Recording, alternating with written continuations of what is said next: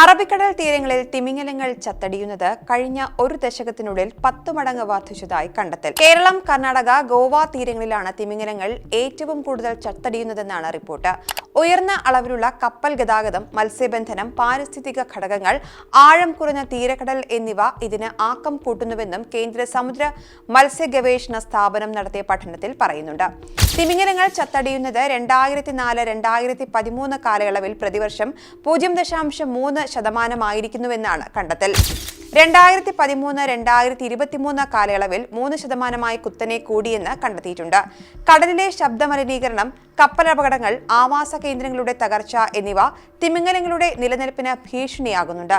സാമൂഹിക മാധ്യമങ്ങളിലൂടെ ലഭിക്കുന്ന ശ്രദ്ധയും ഉയർന്ന പൗരബോധവും ചത്തടിയുന്ന സംഭവങ്ങൾ പെട്ടെന്ന് റിപ്പോർട്ട് ചെയ്യാൻ ഇടയാക്കുന്നുണ്ടെന്നും പഠനത്തിൽ പറയുന്നു. 2003 മുതൽ 2023 വരെയുള്ള ഡാറ്റയാണ് പഠന വിധേയമാക്കിയത്. ബ്രൈറ്റ്സ് തിമിംഗലമാണ് കൂടുതലായി ഇത്തരത്തിൽ ചത്തടിയുന്നത്.